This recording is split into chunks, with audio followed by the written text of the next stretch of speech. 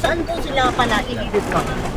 Ma'am, itong mga nakikita nyo sa harapan, itong mobile natin, tsaka itong mga speedy personnel will be augmented to PSC sa Presidential Security Command para po ma-deploy naman sa Asian Summit dito sa Cebu.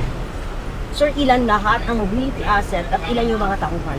We have this totals to 170, consists of 108 riders, 38 drivers, 24 crew, at saka 108 motor.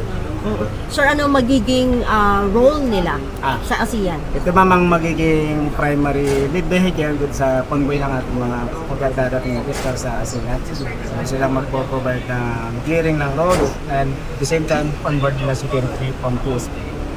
Sir, itong mga mobility asset, kailan ipapadala sa Cebu at saka sa mga personnel? Actually, mamaya, immediately after dito, magkakaroon lang kami ng konting boarding fight para mabus yung moral ng mga personnel natin.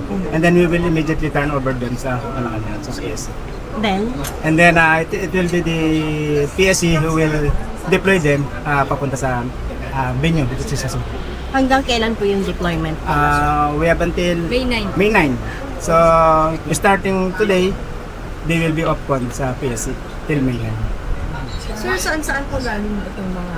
Kung makikita nyo ma'am, mga tatak ng mga mobile natin, halos itong mga bagong Innova is, nirecall ko yan sa mga iba't ibang probinsya, munisipyo, para po mabuo natin yung contingent. At the same time, itong aking mga motorcycle naman is galing din sa mga respective RHPO sa mga regions natin. So, binuo po namin yan para maka-complete tayo ng requirements natin. Assurance lang sir, na ito pinabalik na natin sa Cebu, yung operasyon ito hindi na pinahagit.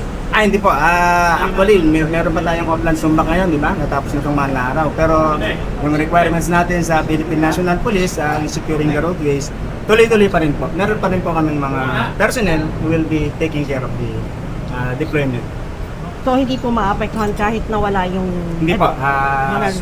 Para po sa kalaman ng lahat, ang Highway Patrol Group ay 1,800 plus personnel. So, a portion of this is committed dito sa particular area ito.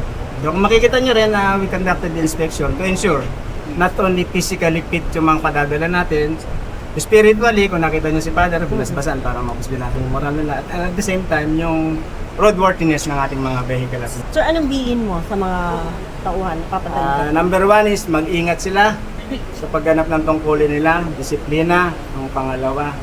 At the same time, sabi ko nga, sino-showcase natin, hindi lang yung HPG at hindi lang ang PSP, kundi yung Philippine government.